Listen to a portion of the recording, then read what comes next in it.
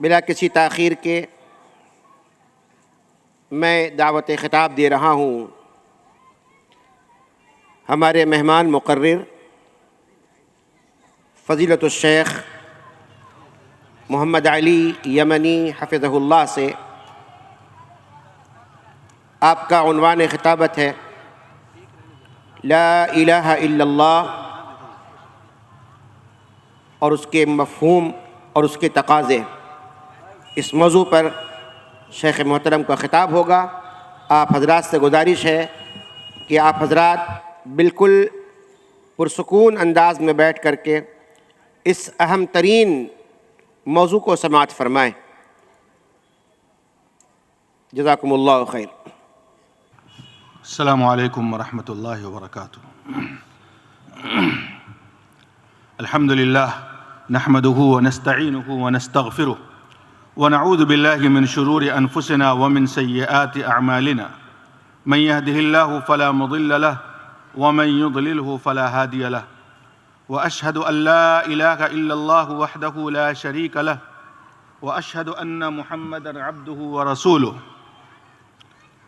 يا ايها الذين آمنوا اتقوا الله حق تقاته ولا تموتن الا وانتم مسلمون يا أيها الناس اتقوا ربكم الذي خلقكم من نفس واحدة وخلق منها زوجها وبث منهما رجالا كثيرا ونساء واتقوا الله الذي تساءلون به والأرحام إن الله كان عليكم رقيبا يا أيها الذين آمنوا اتقوا الله وقولوا قولا سديدا يصلح لكم أعمالكم ويغفر لكم ذنوبكم ومن يطع الله ورسوله فقد فاز فوزا عظيما أما بعد فإن خير الحديث كتاب الله وخير الهدي هدي محمد صلى الله عليه وسلم وشر الأمور محدثاتها وكل محدثة بدعة وكل بدعة ضلالة وكل ضلالة في النار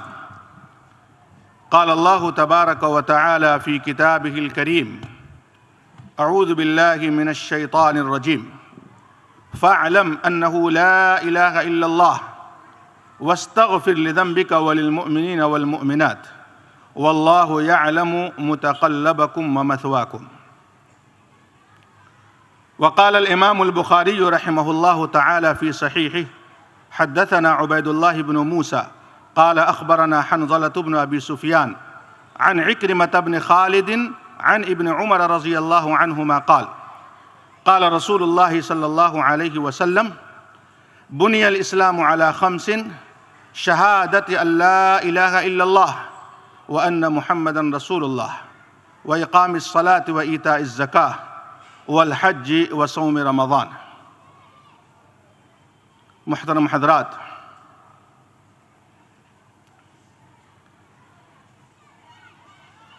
آج کے دور میں مسلمان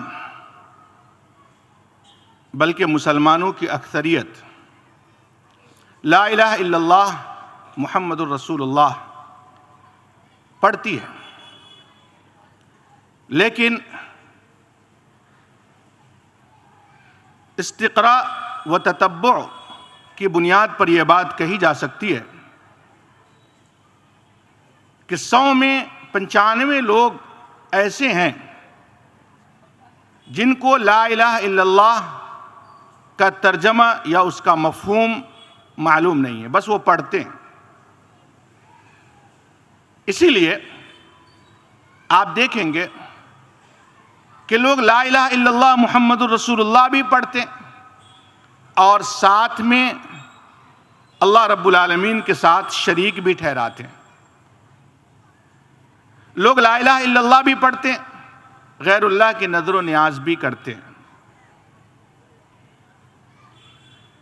اس لیے آج کے اس مختصر سے وقت میں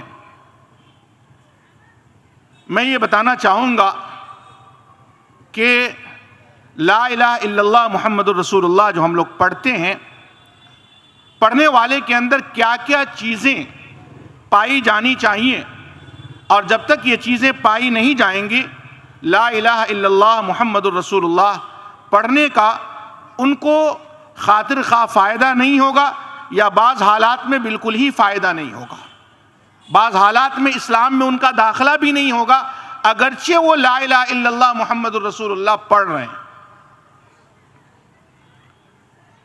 پہلی چیز کلمہ گو کے لیے جو ضروری ہے وہ یہ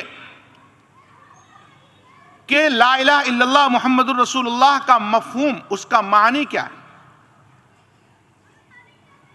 پہلے معنی کو سمجھے.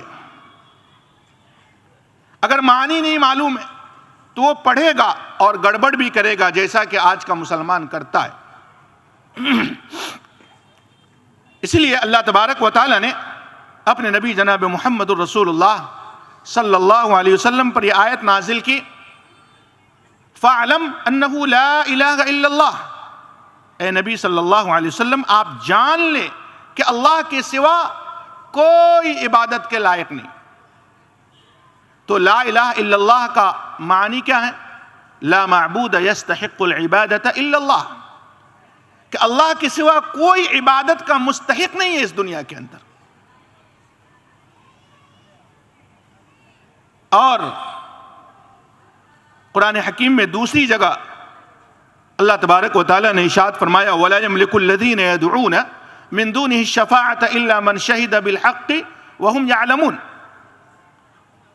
کہ جنہیں یہ لوگ اللہ کے سوا پکارتے ہیں وہ شفاعت کا اختیار نہیں رکھتے، ہاں مگر وہ جو حق کی گواہی دیں اور وہ جانتے ہیں.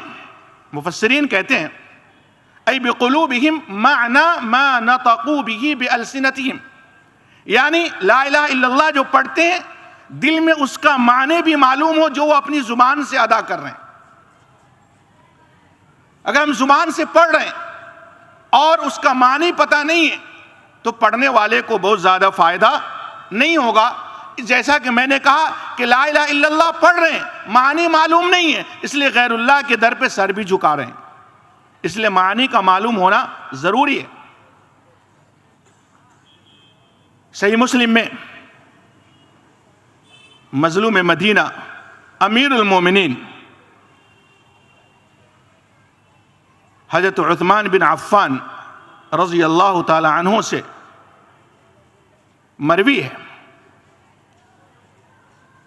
کہ جناب محمد الرسول اللہ صلی اللہ علیہ وسلم نے ارشاد فرمایا من مات وهو يعلم انه لا الہ الا اللہ دخل الجنہ،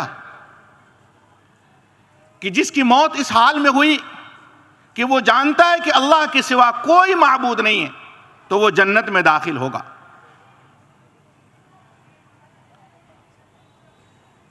تو پہلی چیز جو ضروری ہے کلمہ گو کے لیے وہ یہ ہے کہ جو اپنی زبان سے پڑھ رہا ہے کلمہ اس کا معنی بھی معلوم، کہ ہر طرح کی عبادت اللہ رب العالمین کے لیے، غیر اللہ کوئی عبادت کا مستحق نہیں ہے. دوسری چیز کلمہ گو کے لیے جو ضروری ہے وہ ہے یقین، یعنی آپ کو اس کلمے کا یقین بھی یا کلمے کا جو تقاضا ہے اس پر یقین بھی ہونا چاہیے. لیکن آج کا مسلمان مشرکین مکہ سے بالکل الٹا ہے. مکہ کے لوگ عام حالات میں اللہ کے ساتھ شرک کرتے تھے، لیکن جب ان کی کشتی بھنور میں پھنستی تھی دعوا اللہ مخلصین لہ الدین، قرآن کہتا ہے تب وہ اللہ کے لیے دین کو خالص کر کے وہ اللہ کو پکارتے تھے.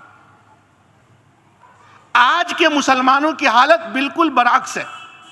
یہ عام حالت میں اللہ اللہ کرتے اور جب ان کو مصیبت پڑتی ہے تو یہ شرک کرنے لگ جاتے ہیں. یعنی مشرکین مکہ سے ان کا نمبر زیادہ ہے، الٹا ہے بالکل. میں نے وہ لوگ جو توحید کی بات کرتے ہیں نا، ان کے یہاں بھی اگر میاں بیوی میں جھگڑا ہو جائے پٹ سے ان کا ذہن جاتا کسی مولوی کے پاس چلو دعا تعویذ کرانے. کسی کا بچہ کھو جاتا ہے پٹ سے ان کو یاد آتا ہے ارے وہ فلاں مولوی نا وہ بتائے گا کہ بچہ کہاں ہے. ارے وہ مولوی جس کو اپنے پیٹ کی پھنسی دیکھنے کی اوقات نہیں ہے، وہ تیرے بچے کا پتہ کہاں لگائے گا؟ آج کے مسلمانوں کی حالت مکہ کے مسلمانوں کی حالت سے بالکل الگ ہے۔ کیوں؟ شاید یقین کی کمی ہے، اور اس طرح کے یقین کے ساتھ کلمہ پڑھنا کوئی کمال کی بات نہیں ہے۔ اللہ تبارک و تعالیٰ فرماتا ہے قرآن حکیم میں، انما المؤمنون الذین آمنوا باللہ ورسولہ ثم لم یرتابوا، کہ اہل ایمان وہ ہیں جو اللہ پر اور اس کے رسول پر ایمان لائے اور پھر اس میں شک نہیں کیے۔ اگر آپ شک کر رہے ہیں، آپ کے کلمے کا کیا فائدہ؟ حضرت ابو ہریرہ رضی اللہ تعالی عنہ سے مروی ہے کہ جناب محمد الرسول اللہ صلی اللہ علیہ وسلم نے ارشاد فرمایا، اشہد اللہ الہ الا اللہ وانی رسول اللہ لا یلقى اللہ بہما عبد غیر شاک فیہما الا دخل الجنہ، کہ اللہ کے رسول صلی اللہ علیہ وسلم نے ارشاد فرمایا کہ میں گواہی دیتا ہوں کہ اللہ کے سوا کوئی معبود نہیں، اور میں اللہ کا رسول ہوں، اور ان دونوں گواہی کے ساتھ، ان دونوں کلمات کے ساتھ جو اللہ رب العالمین سے ملاقات کرے گا، اس حال میں کہ ان باتوں میں، اس گواہی میں کوئی شک نہیں ہوگا اس کو، تو وہ جنت میں داخل ہوگا۔ شک کرنے والا جنت میں داخل نہیں ہوگا۔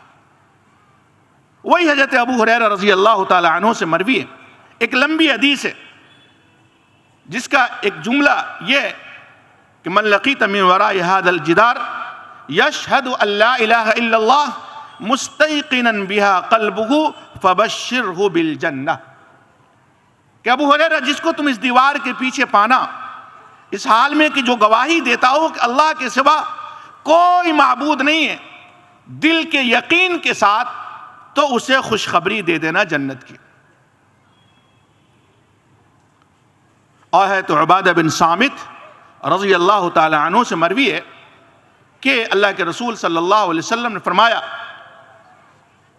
کہ جو اس بات کی گواہی دے کہ اللہ ایک ہے اور اس کا کوئی شریک نہیں ہے، وہی عبادت کے لائق ہے، اللہ کے رسول صلی اللہ علیہ وسلم کے بارے میں یہ گواہی دے کہ وہ اللہ کے بندے اور اس کے رسول ہیں، اور حضرت عیسیٰ علیہ السلام اللہ کی بندی حضرت مریم علیہ السلام کے بیٹے اور ان کی روح ہیں، ان کا کلمہ ہے جس کا القاء اللہ تعالیٰ نے مریم کی طرف کیا، اور اس کی روح میں سے، اور جنت حق ہے، جہنم حق ہے، تو اللہ تبارک و تعالیٰ اسے جنت میں داخل کر دے گا جو بھی عمل ہو۔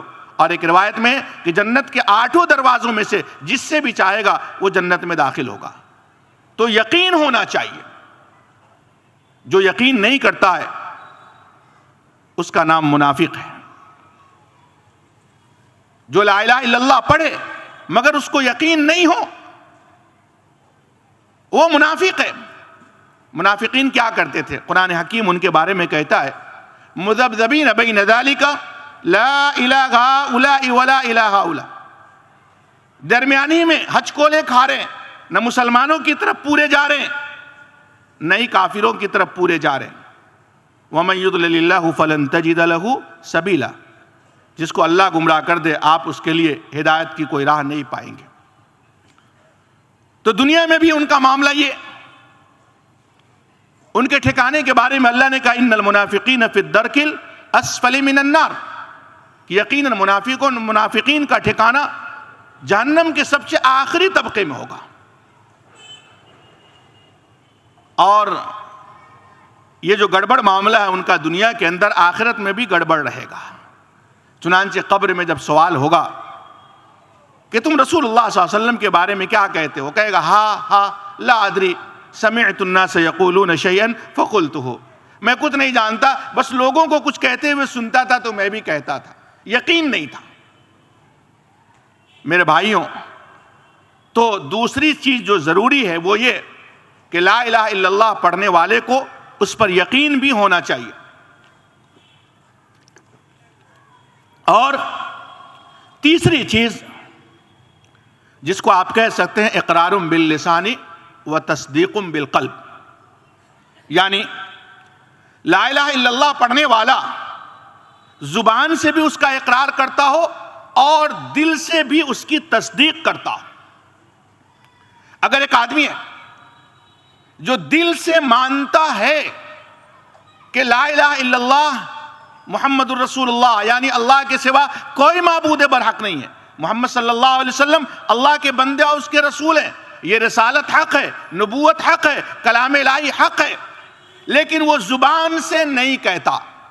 نہیں کہنے کی وجہ تکبر، نہیں کہنے کی وجہ خاندانی عصبیت، نہیں کہنے کی وجہ اپنی چودراہٹ کا خطرہ، کوئی بھی وجہ ہو، دل سے اس کو یقین ہے لیکن زبان پر لا الہ الا اللہ نہیں لاتا، وہ کسی بھی وجہ سے وہ مسلمان نہیں ہو سکتا، دل کے اقرار کے بعد بھی وہ کافر رہے گا۔ آپ یہودیوں کو دیکھیں، ان کو پتا تھی یہ بات کہ یہ نبوت حق ہے، رسالت حق ہے، یہ قرآن مجید حق ہے، یہ میں نہیں کہہ رہا، یہ قرآن حکیم کہہ رہا ہے، الذین آتیناہم الکتاب یعرفونہ کما یعرفون ابناءہم، یہ لوگ محمد الرسول اللہ صلی اللہ علیہ وسلم کو نبی برحق ہونا ایسے جانتے ہیں جیسے انسان اپنے بیٹے کو جانتا ہے۔ وَإِنَّ فَرِيقًا مِّنْهُمْ لَيَكْتُمُونَ الْحَقَّ وَهُمْ يَعْلَمُونَ، اور ان میں سے ایک گروہ حق کو جان کر چھپاتا ہے، ان کو معلوم ہے۔ آپ صلی اللہ علیہ وسلم کی رسالت سے پہلے، نبوت ملنے سے پہلے، جب مدینے میں ان کی لڑائی ہوتی تھی مشرکین سے، وہ اپنی مذہبی کتابوں میں پڑھ کر کے وہ کہتے تھے ایک نبی آئے گا جس کے ساتھ مل کر کے ہم لڑیں گے تو غالب آئیں گے تم پر۔ قرآن حکیم کہتا ہے وَكَانُوا مِن قَبْلُ يَسْتَفْتِحُونَ عَلَى الَّذِينَ كَفَرُوا، کہ وہ غلبہ چاہتے ہیں اس سے پہلے کافروں پر۔ فَلَمَّا جَاءَهُمْ مَا عَرَفُوا كَفَرُوا بِهِ، لیکن جب وہ نبی آئے پہچانا نہیں کہ انکار کر دیا۔ کیا وجہ تھی؟ خاندانی عصبیت، ہمارے خاندان کا یہ نہیں ہے، لیکن ان کو یہ بات پتا تھی۔ تو یہ پتا ہونا، دل سے اقرار کرنا اور زبان پر اس کو نہیں لانا، یہ یہود کو مسلمان نہیں کر سکا، بلکہ ان کی عداوت اتنی زیادہ شدید ہوئی کہ قرآن حکیم کہتا ہے لَتَجِدَنَّ أَشَدَّ النَّاسِ عَدَاوَةً لِلَّذِينَ آمَنُوا الْيَهُودِ، کہ ایمان والوں کا سب سے بڑا دشمن اگر آپ کسی کو پائیں گے تو یہود ہیں، اور پھر اس کے بعد مشرکین ہیں۔ چونکہ جانتے تھے، تو یہ جاننا، یہ دل کا اقرار اور زبان سے نہیں بولنا، یہ فائدہ مند نہیں۔ آپ فرعون کو دیکھیں، فرعونیوں کو دیکھیں، ان کو بھی یہ بات پتا تھی کہ موسیٰ علیہ السلام کی رسالت حق ہے، لیکن ماننا نہیں ہے، چودراہٹ کے چلے جانے کا خطرہ ہے، حکومت کو ڈوب جانے کا خطرہ ہے۔ قرآن حکیم کہتا ہے ان کے بارے میں وَجَحَدُوا بِهَا وَاسْتَيْقَنَتْهَا أَنفُسُهُمْ ظُلْمًا وَعُلُوًّا، کہ صرف ظلم اور تکبر کی بنیاد پر فرعونیوں نے انکار کیا، حالانکہ ان کے دل یقین کر چکے تھے۔ فَانظُرْ كَيْفَ كَانَ عَاقِبَةُ الْمُفْسِدِينَ، تو آپ دیکھیں کہ فساد پھیلانے والوں کا انجام کیا ہوا۔ اور اسی لیے جب وہ ڈوبنے لگا تھا، پہلے سے پتا تھی یہ بات کہ جس رب کی طرف موسیٰ دعوت دیتے ہیں وہی حق ہے، لہذا آخر میں جب جان جانے کی باری آئی تو اس نے اقرار بھی کر لیا، لیکن اس اقرار نے فرعون کو کوئی فائدہ نہیں دیا۔ اللہ کہتا ہے وَجَاوَزْنَا بِبَنِي إِسْرَائِيلَ الْبَحْرَ فَأَتْبَعَهُمْ فِرْعَوْنُ وَجُنُودُهُ بَغْيًا وَعَدْوًا حَتَّى إِذَا أَدْرَكَهُ الْغَرَقُ قَالَ آمَنْتُ أَنَّهُ لَا إِلَهَ إِلَّا الَّذِي آمَنَتْ بِهِ بَنُو إِسْرَائِيلَ وَأَنَا مِنَ الْمُسْلِمِينَ۔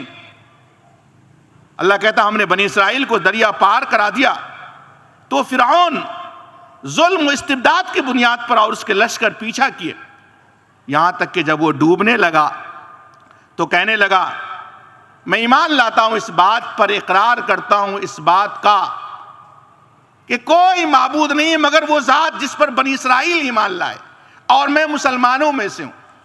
اللہ کہتا ہے آن اب ایمان لاتا ہے. ساری زندگی بکواس کرتا رہا, ساری زندگی جھوٹی خدائی کے دعوے کرتا رہا, اب ایمان لاتا ہے. آن وقد عصیت قبل وکنت من المفسدین, اب ایمان لاتا ہے جبکہ اس سے پہلے تو نے نافرمانی کی اور تو فساد پھیلانے والوں میں سے تھا. اس وقت کا ایمان کوئی فائدہ نہیں دیتا. لہذا یہ اقرار میں یہ کہہ رہا تھا کہ فرعون کو یا فرعونیوں کو کوئی فائدہ نہیں دیا. دل کے اقرار کے ساتھ زبان کا اقرار بھی ضروری ہے.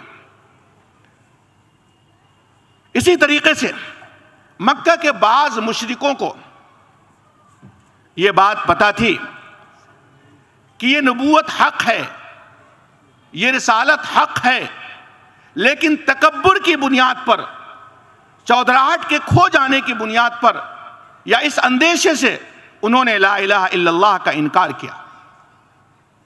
قرآن حکیم ان گروہوں کے بارے میں کہتا ہے احشر الذین ظلموا وازواجہم وما كانوا يعبدون, جمع کرو ظالموں کو اور ان کے ہمراہیوں کو اور ان کو جن کو یہ اللہ کے سوا پوجتے تھے. فہدوہم الی صراط الجحیم, اور پھر انہیں جہنم کی راہ دکھاؤ. وقفوہم انہم مسئولون, ان کو روکو, یہ سوال پوچھے جانے والے ہیں. ما لکم لا تناصرون, اللہ کہے گا تمہیں کیا ہو گیا ہے کہ تم ایک دوسرے کی مدد نہیں کرتے. بل ہم الیوم مستسلمون, آج سب کے سب فرما بردار ہو گئے. وَأَقْبَلَ بَعْضُهُمْ عَلَى بَعْضٍ يَتَسَاءَلُونَ, یہ سب ایک دوسرے کی طرف متوجہ ہو کر سوال و جواب کریں گے. قَالُوا إِنَّكُمْ كُنْتُمْ تَأْتُونَنَا عَنِ الْيَمِينَ, یہ سب کہیں گے کہ تم تو ہمارے دائیں طرف سے آتے تھے. قَالُوا بَل لَّمْ تَكُونُوا مُؤْمِنِينَ, وہ جواب دیں گے تم تو خود مومن نہیں تھے. وَمَا كَانَ لَنَا عَلَيْكُمْ مِنْ سُلْطَانٍ بَلْ كُنْتُمْ قَوْمًا طَاغِينَ, اور ہماری کوئی داروگیر تمہارے اوپر نہیں تھی, تم تو خود سرکش تھے. فحق علینا قول ربنا انا لذائقون, لہذا ہمارے رب کی بات ثابت ہو چکی کہ ہم سب عذاب چکھنے والے ہیں. اور اس کے آگے اللہ کہتا ہے ان کا جرم کیا تھا. انہم کانوا اذا قیل لہم لا الہ الا اللہ یستکبرون, جب ان سے کہا جاتا تھا کہ اللہ کے سوا کوئی معبود نہیں ہے تو وہ تکبر کیا کرتے تھے. وَيَقُولُونَ أَإِنَّا لَتَارِكُ آلِهَتِنَا لِشَاعِرٍ مَجْنُونَ, اور یہی کہتے تھے کہ ہم اپنے معبودوں کو ایک پاگل, نعوذ باللہ, ایک شاعر کی وجہ سے, ایک پاگل شاعر کی وجہ سے ہم اپنے معبودوں کو چھوڑ دیں.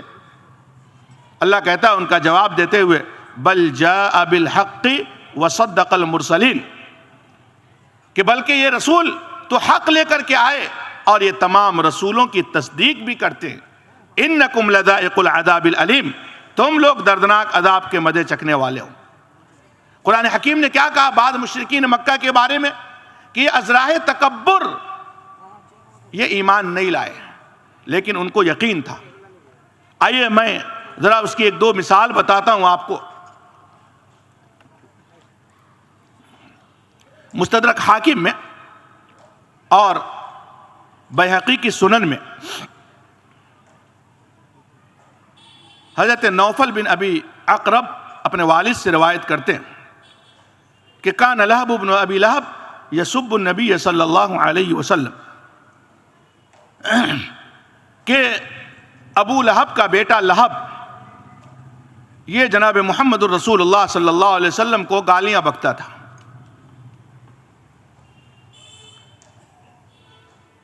گالیاں بکتا تھا. فخرج فی قافلۃ یرید الشام, پھر وہ گالیاں بکنے کے بعد معراج کے وقت اس نے ایک بھونڈی بات کہی تھی, بے ادبی کی بات کہی تھی. وہ ایک قافلے میں شام کی طرف گیا. فنزل منزلا فقال انی اخاف دعوت محمد, قافلے والوں نے ایک جگہ پڑاؤ کیا رات گزارنے کے لیے, تو وہ کہا کہ میں محمد کی بد دعا سے ڈرتا ہوں. کیوں ڈرتا ہوں؟ کہ جب وہ گالیاں بکتا تھا ایک موقع پر جب اس نے برا بھلا کہا تو اللہ کے رسول صلی اللہ علیہ وسلم نے اس پر بد دعا کی تھی، اللہم سلط علیہ کلبا من کلابک، اے اللہ تو اس پر اپنے کتوں میں سے کسی کتے کو مسلط فرما۔ یہ دعا رسول اللہ صلی اللہ علیہ وسلم نے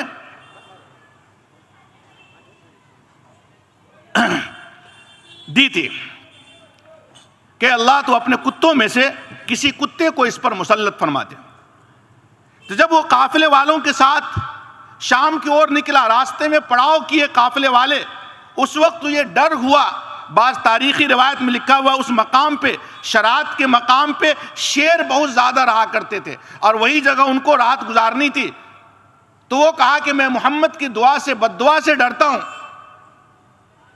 قافلے والوں نے کہا کلا فحطوا متاعهم حوله وقعدوا يحرسون، قافلے والوں نے کہا ایسا کیا ڈرنا ہے، کچھ نہیں ہوگا، اور اس کے ارد گرد قافلے والوں نے اپنے سامان کو رکھا اور اس کی حفاظت کرنے کے لیے بیٹھ گئے لوگ کہ کچھ ہوگا بھی تو ہم لوگ دیکھ لیں گے۔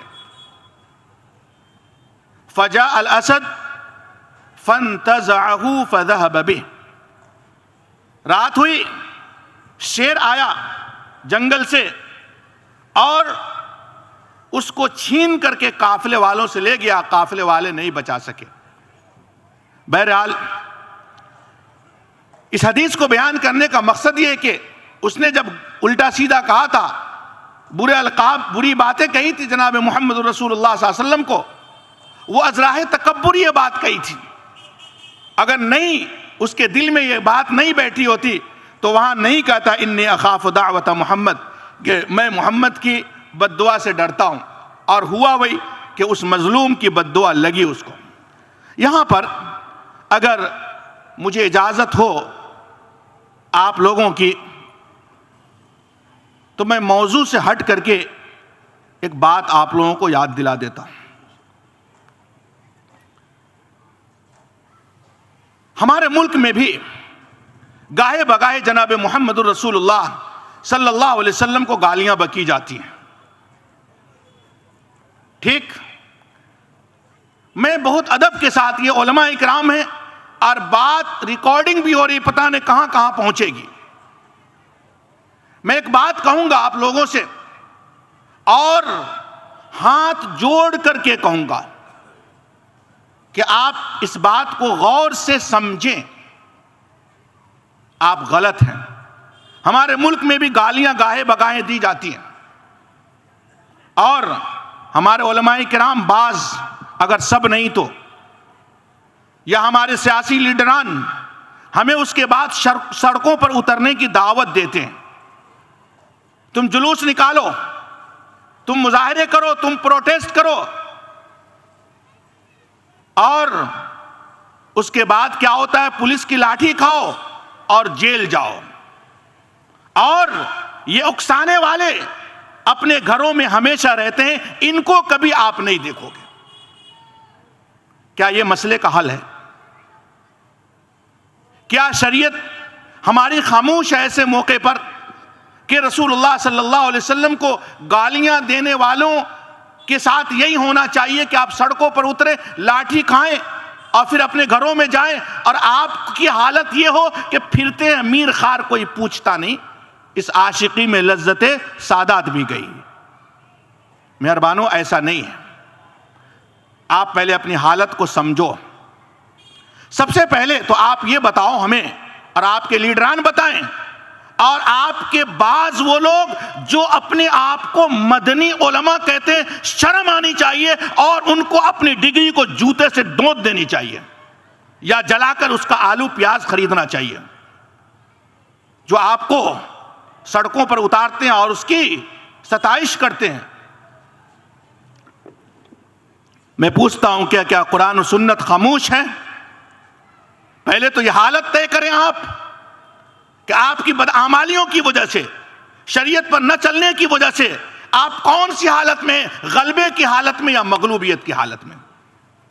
پھر یہ طے کریں کہ اللہ رب العالمین کیا وہ ہر چیز پر قادر ہے یا نہیں ہے، وہ احکم الحاکمین ہے کہ نہیں، وہ جبار ہے کہ نہیں، جس کی جبروتیت کے سامنے اگر وہ اتر جائے تو دنیا کی کوئی طاقت اس کے سامنے ٹک نہیں سکتی ہے. یہ عقیدہ، یہ لا الہ الا اللہ کے درس میں ہے یا نہیں؟ اگر ہے، اگر اللہ احکم الحاکمین ہے، اللہ معاملے کے فیصلے کرتا ہے. اللہ نے اپنے بارے میں کہا وَأَنْتَ أَحْكَمُ الْحَاكِمِينَ. نوح علیہ السلام نے دعائی دی کہ اے اللہ تو فیصلہ کرنے والوں میں سب سے زیادہ فیصلہ کرنے والا ہے. اگر وہ سب سے بڑا جج ہے، سب سے بڑا حاکم ہے، اور ہم سب کی جانیں ظالموں کی بھی اور مظلوموں کی بھی اسی کے قبضے قدرت میں ہے، تو اس مجمع والوں مجھے بتاؤ کہ بارہا نبی صلی اللہ علیہ وسلم کو گالیاں بکی جاتی ہیں، ٹھیک ہے دی جاتی ہے، دینے والوں کو اللہ رب العالمین سمجھے، اور ہم دعا کریں اللہ دینے والوں کی زبان میں کینسر پھیلا دے. آمین کہو. لیکن مجھے یہ بتا میرے مہربانوں، یہ سڑکوں پر جو تم کو اترنے کی دعوت دی جاتی ہے، تم کو پروٹیسٹ کی اترنے کی دعوت دی جاتی ہے، تم کو اس کے بعد لاٹھیاں کھانے کی دعوت دی جاتی ہے، اور یہ دم دبا کر کے اپنے بل میں گھس جاتے ہیں جو تمہیں اکساتے ہیں. مجھے بتاؤ تمہیں اس مولویوں نے کبھی کہا، یہ حدیث بھی بتائی کہ تم اللہ کے سامنے گڑ گڑا کر کے اپنے رسول کا، خاتم النبیین کا، امام المتقین کی مظلومیت کا مقدمہ تم احکم الحاکمین کی عدالت میں کبھی درج کیے ہو؟ یہ کیوں نہیں بتایا جاتا؟ خود جناب محمد رسول اللہ صلی اللہ علیہ وسلم صاحب معاملہ مکے میں گالیاں بکی گئی، آپ کمزوری کی حالت میں تھے، آپ کے اصحاب کمزوری کی حالت میں تھے.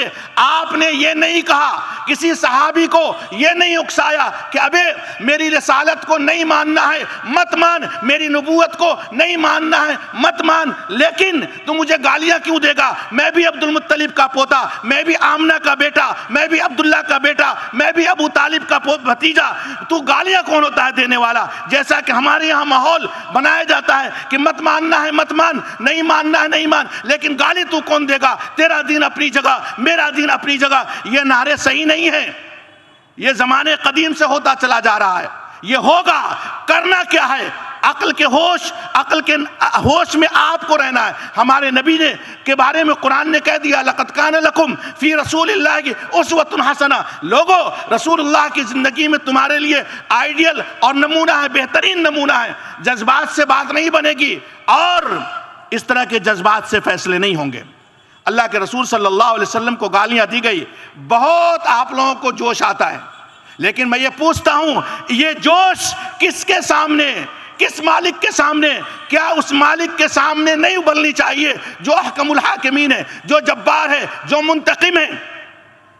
میں بڑے ادب سے پوچھوں گا، عوام سے بھی. سوشل میڈیا میں تو بہت بکتے ہیں آپ لوگ اور بکواس تو بہت کرتے ہیں، لیکن ہمارے ملک میں جو گالیاں دی گئی، آپ میں سے کون کون ہے جس نے اپنے نبی کی اس گالی کا بدلہ اور اس گالی کا مقدمہ احکم الحاکمین کے سامنے راتوں کو تہجد پڑھ کر کے اللہ رب العالمین کی عدالت میں درج کیا ہے؟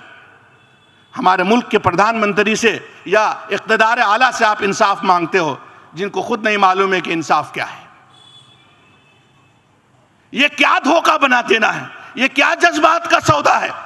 مسلمانوں، اللہ وہی ہے، اس کی قدرت وہی ہے، وہی پاور ہے. تمہارے ساتھ جب یہ معاملہ ہو تم سڑکوں پہ نہ جاؤ ان سیاسی پنڈت کے کہنے پر، تم پروٹیسٹ میں مت جاؤ ملک کے قانون کا سہارا اور اس کو دکھا کر کے نہیں، بلکہ تم اپنی مظلومیت کا رونا رب العالمین کے سامنے رو، جیسے محمد رسول اللہ صلی اللہ علیہ وسلم نے کہا اللہم سلط علیہ کلبا من کلابک. اے اللہ تو اب اس نے مجھے گالی بکی ہے نا، اپنے کتوں میں سے کسی کتے کو مسلط کر دے. ہم بھی یہ بددعا کریں اور سب آمین کریں، اے اللہ جو بھی دنیا میں کوئی بھی ہمارے نبی کے آبرو پر حملہ کرتا ہے، اے اللہ اللہم سلط علیہم کلبا من کلابک، اے اللہ اپنے کتوں میں سے کسی کتے کو ان پر مسلط کر دے.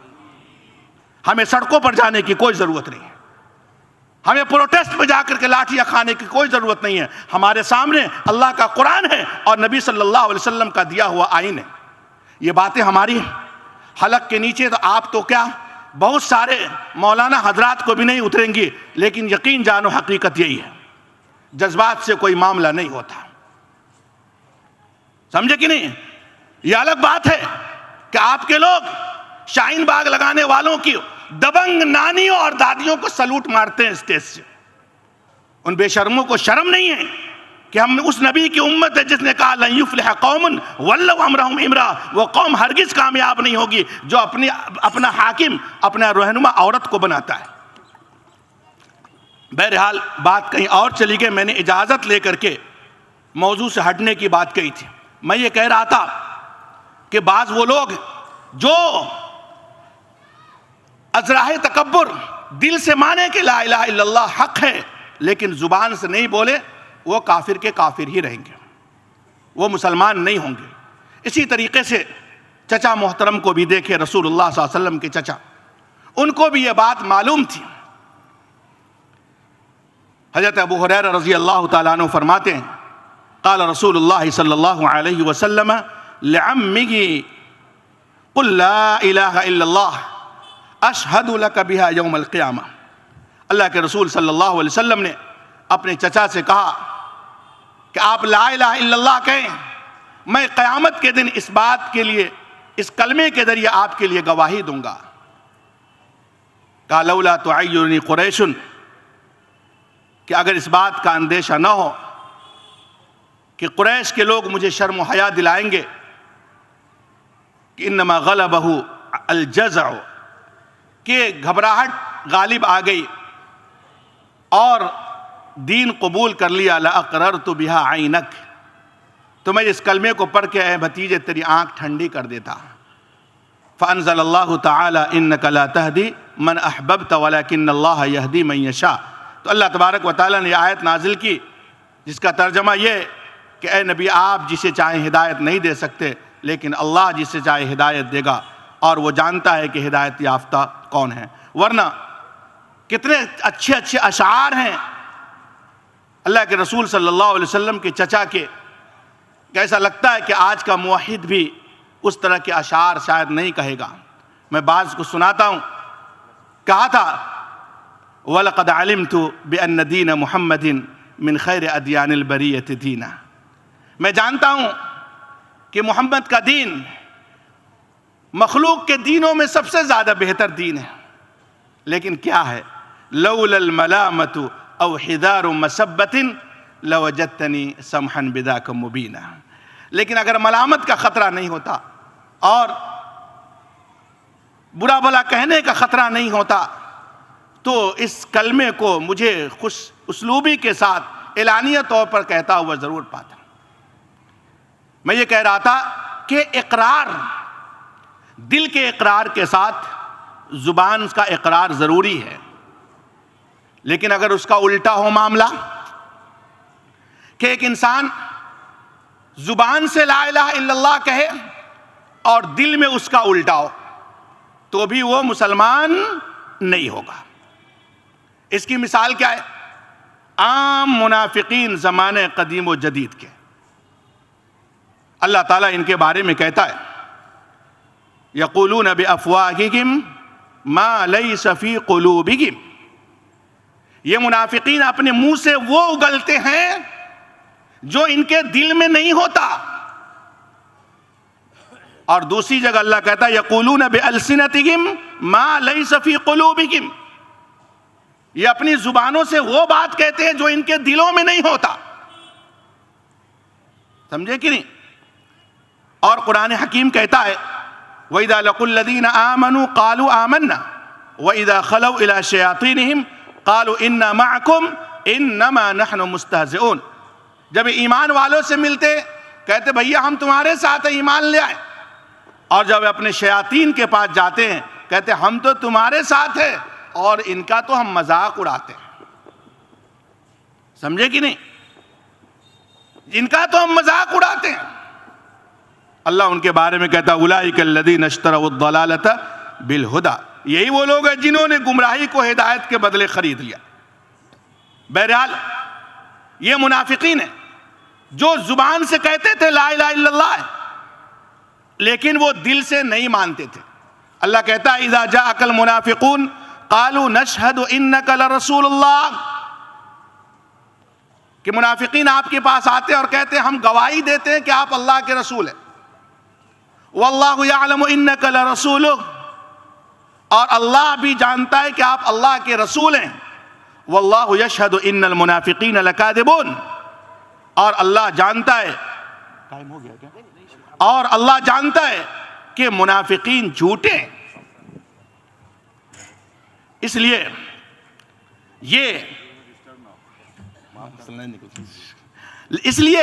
یہ منافقین زبان سے کلمہ پڑھتے تھے لیکن سارے گندے کاموں کو انجام دیا کرتے تھے۔ یہ منافقین کلمہ لا الہ الا اللہ پڑھتے تھے لیکن اللہ رب العالمین تک کو یہ نہیں چھوڑتے تھے، اللہ رب العالمین کی شان میں گستاخیاں کرتے تھے۔ چنانچہ یہ قرآن کہتا ہے ما وعدنا اللہ ورسولہ الا غرورا، یہ کلمہ بھی پڑھتے اپنی زبانوں سے اور ایک طرف کہتے ہیں کہ اللہ اس کے رسول نے تو تم سے دھوکے کا وعدہ کیا ہے، اللہ اس کے رسول کا وعدہ جھوٹا ہے۔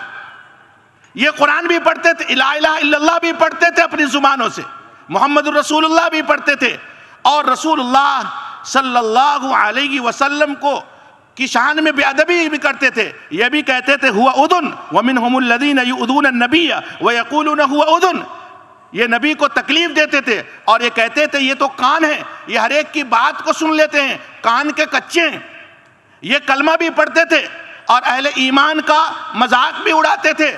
قرآن کہتا ہے اذ یقول المنافقون والذین فی قلوبہم مرض غر ہؤلاء دینہم ومن یتوکل علی اللہ فإن اللہ عزیز حکیم، کہ منافقین کہتے تھے اور وہ لوگ جن کے دلوں میں روگ تھا کہ ان مسلمانوں کو ان کے دین نے دھوکے میں ڈال دیا۔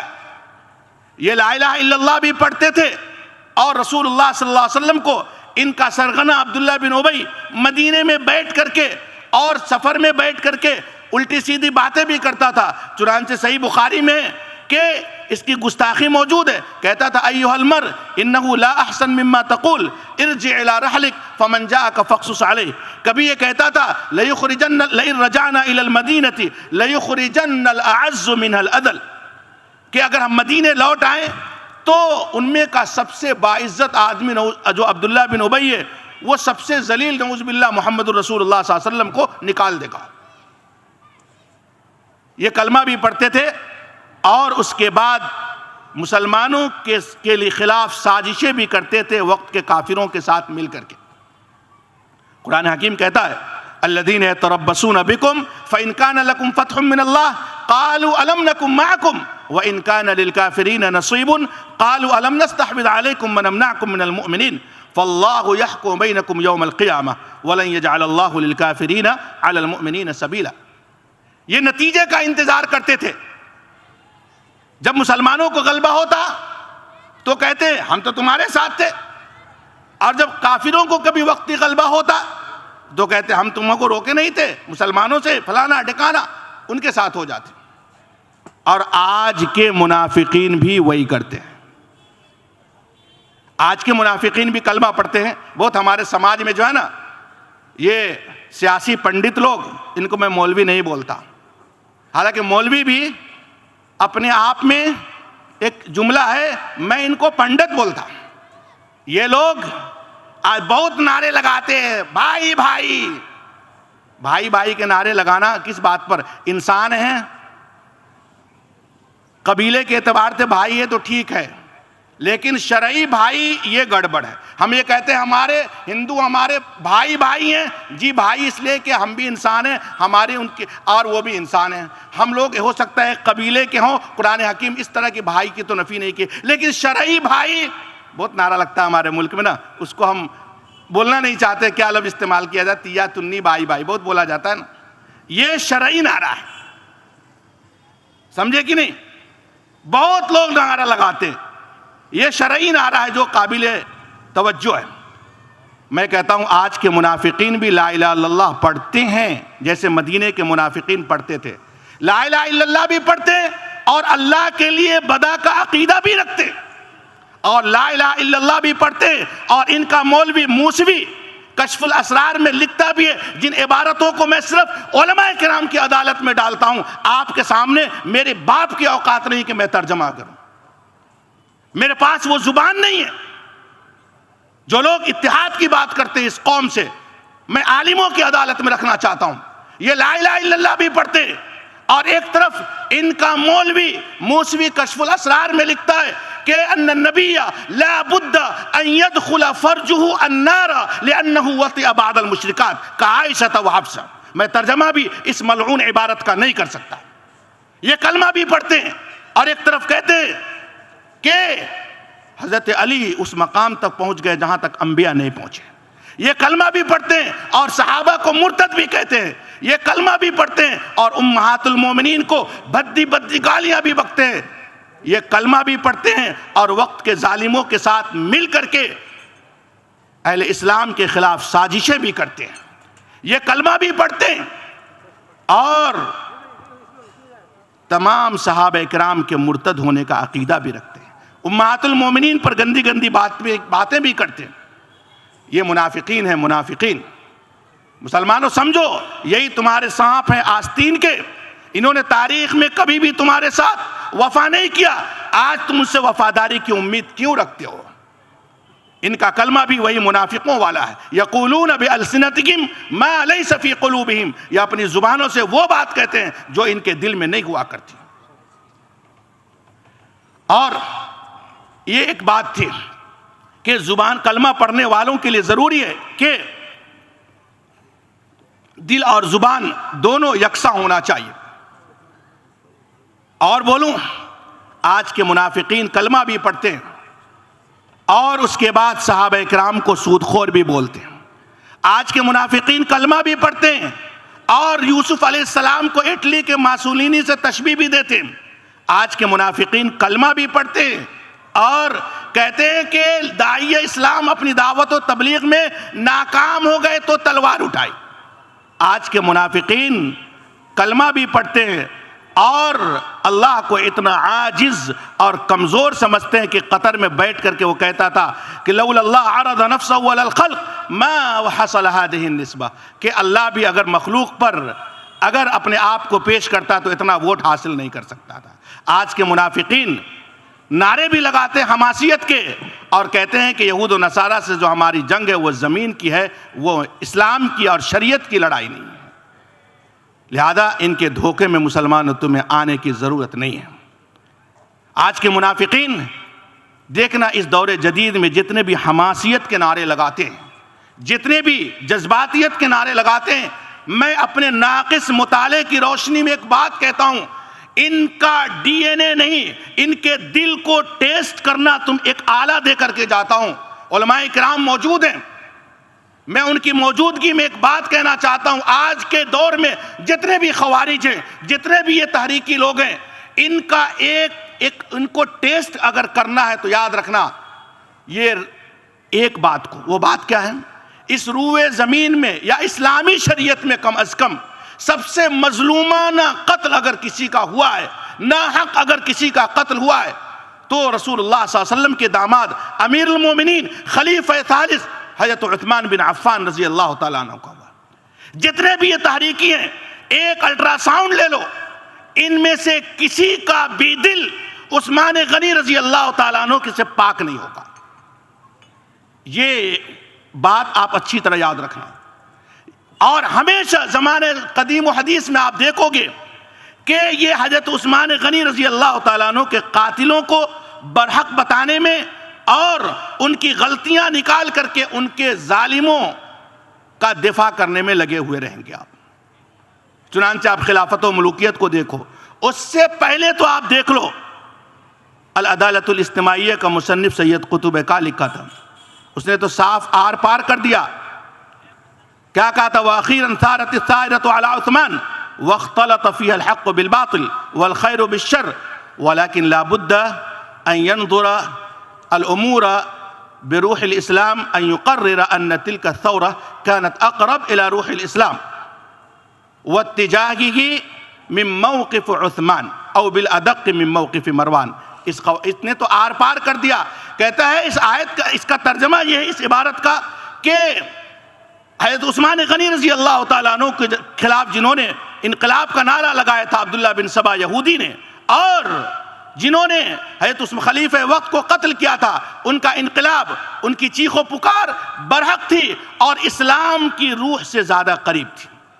وہی حال اس کے بعد اگر لائن سے میں نام بتاؤں سب لوگوں کو اسی منوال پر دیکھیں گے. میں کہتا ہوں یہ وہ منافقین ہیں جن کا کلمہ ان کو فائدہ نہیں دے گا ان عقیدے کے ساتھ اگر یہ دنیا سے گئے تو. اس کے بعد جو کلمہ گو کے لیے شرط ہونی چاہیے وہ ہے انقیاد، یعنی اللہ اس کے رسول سے کے فیصلے سے راضی بھی ہونا. آپ کلمہ پڑھ رہے مسلمان ہیں لیکن اسلام کا قانون نہیں چاہیے، یہ بھی کوئی کام کی بات نہیں ہے. اللہ رب العالمین کہتا فلا وربک لا یؤمنون حتی یحکموک فیما شجر بینہم ثم لا یجدوا فی انفسہم حرجا مما قضیت ویسلموا تسلیما، کہ یہ مومن نہیں ہو سکتے جب تک کہ اپنے تمام اختلافی معاملات میں اے نبی آپ کو حکم نہ مان لیں اور پھر جو آپ فیصلہ فرما دیں اس پر یہ سر تسلیم خم کر دیں. اور حضرت عبداللہ ابن عمرو بن عاص رضی اللہ تعالیٰ عنہ سے مروی ہے کہ اللہ کے رسول صلی اللہ علیہ وسلم نے فرمایا، اگرچہ یہ حدیث میں کلام ہے لیکن بعضوں نے اس کو حسن تک پہنچایا ہے کہ لا یؤمن احدکم حتی یکون ہواہ تبعا لما جئت بہ، کہ وہ شخص مومن نہیں ہو سکتا جب تک کہ اپنی خواہشات کو میری لائی ہوئی شریعت کے تابع نہ کرتا. اور جو کلمہ گو کے لیے شرط ہے وہ یہ ہے اخلاص. آپ لا الہ الا اللہ پڑھ رہے ہیں تو آپ اخلاص سے پڑھیں، دکھاوے کے لیے نہیں پڑھیں. آپ اللہ رب العالمین فرماتا ہے تنزیل الکتاب من اللہ العزیز الحکیم انا انزلنا الیک الکتاب بالحق فاعبد اللہ مخلصا لہ الدین، کہ اس کتاب کا نازل کرنا اس اللہ کی جانب سے جو غالب حکمت والا ہے. ہم نے اے نبی آپ کی طرف اس کتاب کو نازل کیا ہے حق کے ساتھ، لہذا آپ اللہ کی عبادت کریں اسی کے لیے دین کو خالص کرتے ہوئے. الا للہ الدین الخالص، آگاہ رہو اللہ ہی کے لیے خالص عبادت کرنا ہے. اور اللہ کہتا وما امروا الا لیعبدوا اللہ مخلصین لہ الدین، لہذا آپ لا الہ الا اللہ پڑھ رہے ہیں تو اخلاص کے ساتھ پڑھیں. منافقین کیا کرتے تھے؟ ان کے اندر اخلاص نہیں تھا، مخلص نہیں تھے تو ان کو عبادتوں میں بھی طبیعت نہیں لگتی تھی. اللہ کہتا ان کی عبادتوں کے بارے میں وَإِذَا قَامُوا إِلَى الصَّلَاةِ قَامُوا كُسَالَىٰ، جب وہ نماز کو کھڑے ہوتے تو دکھاوے کے لیے کھڑے ہوتے، یراؤن الناس، دکھاوے کے لیے کھڑے ہوتے. وَلَا يَذْكُرُونَ اللَّهَ إِلَّا قَلِيلًا، اور اللہ کو بہت کم یاد کرتے. میں ایک حدیث سناتا ہوں اخلاص کے تعلق سے. ہمارے لوگ آج کے دور میں ایک شعر مجھے یاد آتا ہے، کسی نے کہا تھا کہ فقیہ شہر صلہ چاہتا ہے سجدوں کا. فقیہ شہر صلہ چاہتا ہے سجدوں کا، یہ بندگی نہیں یہ تو کاروبار ہوا. ہر چیز کا صلہ دنیا میں ہی چاہیے، چاہے وہ فوٹو کھینچا کر کے ہو، ویڈیو بنوا کر کے ہو، یا جو بھی پرچار کر کے ہو. اللہ رب العالمین کے لیے کچھ نہیں چھوڑنا ہے ہم کو. یہ اکثر کا نظریہ بنا ہوا ہے، معاف کیجیے گا. میرے بھائیوں، حضرت ثوبان رضی اللہ تعالیٰ عنہ سے مروی ہے اللہ کے رسول صلی اللہ علیہ وسلم نے فرمایا لَأَعْلَمَنَّ أَقْوَامًا مِّنْ أُمَّتِي يَأْتُونَ يَوْمَ الْقِيَامَةِ بِحَسَنَاتٍ أَمْثَالِ جِبَالِ تِهَامَا بَيْضَاءَ فَيَجْعَلُهَا اللَّهُ هَبَاءً مَنْثُورًا، کہ میں اپنی امت کی قوموں کو جانتا ہوں جو قیامت کے دن تہامہ پہاڑ کے برابر نیکیاں لے کر کے آئیں گی، لیکن اللہ رب العالمین ان کی نیکیوں کا کوئی بدلہ نہیں دے گا، ان کی نیکیوں کو برباد کر دے گا. تہامہ پہاڑ مکہ سے یمن کے الحدیدہ تک جاتا ہے، اتنا لمبا پہاڑ. حضرت ثوبان نے کہا صفہم لنا یا رسول اللہ، جلہم لنا اللہ نکون منہم ونحن لا نعلم، اے اللہ کے رسول ان قوموں کی علامت بیان کر دیجئے تاکہ ایسا نہ ہو کہ ہم انہی میں سے ہو جائیں اور ہمیں خبر بھی نہیں ہو. معاف کرنا، اللہ کے رسول صلی اللہ علیہ وسلم نے ان قوموں کی جو علامتیں بتائی ہیں وہ لوگ نہیں ہوں گے جو سڑکوں پر جا کے دارو پیتے ہیں، یہ وہ لوگ نہیں ہوں گے جو حرام کھاتے ہیں، یہ وہ لوگ نہیں ہوں گے جن کو ہم اوباش قسم کے لوگ ہمارے سماج میں کہتے ہیں. بلکہ کیا کہا صحابہ کو، یأخذون من اللیل کما تأخذون، تم جس طرح راتوں کو تم تہجد پڑھتے ہو یہ لوگ تہجد پڑھنے والی قومیں ہوں گی، یہ عام لوگ نہیں ہوں گے. قصور کیا ہوگا؟ اخلاص نہیں ہوگا. وَلَكِنَّهُمْ أَقْوَامٌ إِذَا خَلَوْا بِمَحَارِمِ اللَّهِ انْتَهَكُوهَا، ان کا جرم یہ ہوگا کہ جب اللہ کے حرام کی ہوئی چیزوں کو اکیلے میں پائیں گے اس کو کر گزرتے ہوں گے۔ مہربانوں، تو لا الہ الا اللہ اس کلمے کا تقاضا یہ کہ آپ اپنے معاملے میں مخلص بھی رہیں۔ اگر اخلاص نہیں ہوگا تو لا الہ الا اللہ کا خاطر خواہ فائدہ نہیں ہوگا۔ اللہ رب العالمین سے دعا ہے کہ اللہ تبارک و تعالی ہم سب کو لا الہ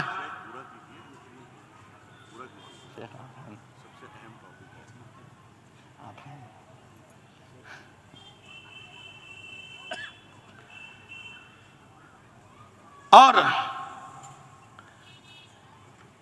میں سوچا کہ وقت ہو گیا ہے اور وقت واقعی یقیناً ہو چکا ہے، اور ہمارے بزرگ ہم سب کے مخدوم فضیلت الشیخ ابو رضوان محمدی صاحب موجود ہیں جن سے ہم سب کو استفادہ کرنا ہے، اس لیے میں مناسب نہیں سمجھتا کہ اب اس سے آگے کوئی بات کو بڑھائی جائے، لیکن آخر میں ایک بات یہ کہوں گا کہ ایک اور شرط، ایک اور چیز جو ضروری ہے وہ ہے اللہ رب العالمین سے محبت۔ لا الہ الا اللہ کا تقاضا یہ ہے کہ اس کلمے سے محبت بھی ہونی چاہیے، سمجھے؟ آج کے دور کے لوگ بھی محبت اللہ سے لا الہ الا اللہ پڑھتے ہیں لیکن اللہ سے محبت نہیں رکھتے۔ قرآن حکیم کیا کہتا ہے صحابہ کے بارے میں یا اہل ایمان جو حقیقی معنوں میں ان کے بارے میں؟ والذین آمنوا اشد حبا للہ، کہ ایمان والے اللہ سے سب سے زیادہ محبت کرتے ہیں۔ آج کا معاملہ کیا ہے؟ ہم لا الہ الا اللہ بھی پڑھتے ہیں اور مولویوں سے مسئلے بھی پوچھنے آتے ہیں۔ مولوی صاحب آفس میں نماز پڑھنے کا موقع نہیں ملتا ہے تو کیا گھر آ کر کے ساری نماز یکساں پڑھ سکتے ہیں کیا؟ میرے بھائیوں، یہ حقیقی محبت نہیں ہے کلمے سے، یا اس کا تقاضا نہیں ہے۔ لا الہ الا اللہ بھی پڑھتے ہیں اور مولویوں سے مسئلے بھی پوچھتے ہیں کہ اے لوگوں، مولوی صاحب آپ ہوم لون لے سکتے ہیں کہ نہیں لے سکتے ہیں؟ مولوی صاحب بہت مجبوری ہے، گاڑی آپ لے سکتے ہیں کہ نہیں سود سے؟ اور شریعت سے سمجھوتا کر سکتے ہیں کہ نہیں کر سکتے ہیں؟ مسلمانوں، یہ چور دروازے جو آپ آتے ہو مولویوں سے پوچھنے کے لیے، اس کو بند کرو۔ میں آپ کو ایک بات سنا کر کے اپنی بات کو ختم کروں گا۔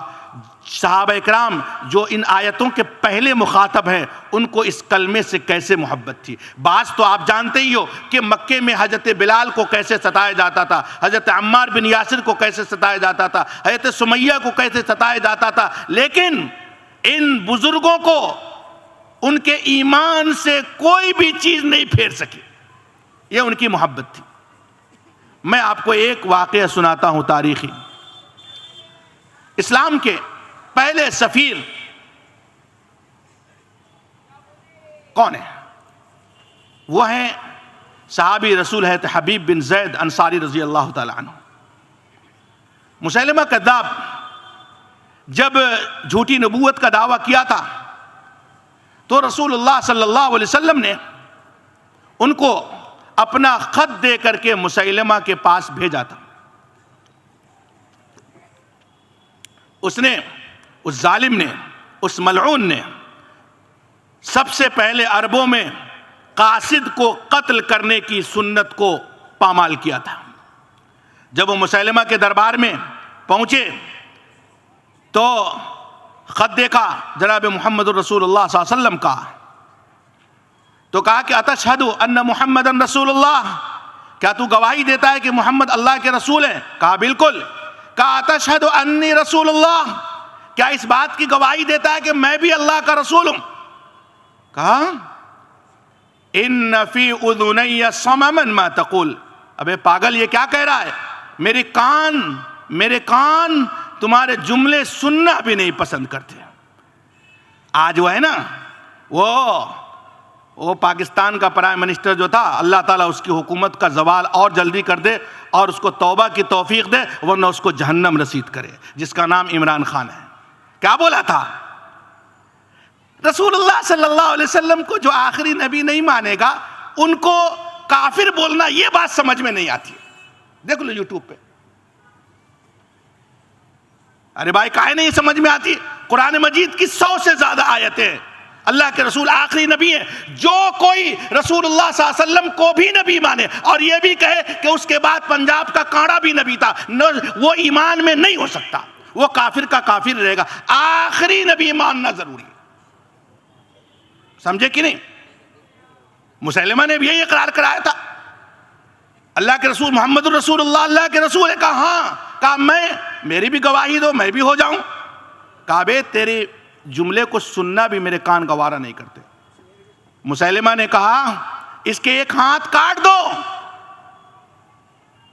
ایک ہاتھ کاٹ کر کے پھر وہ پوچھتا ہے اشہد انی رسول اللہ، کیا تو گواہی دیتا ہے کہ میں اللہ کا رسول ہوں؟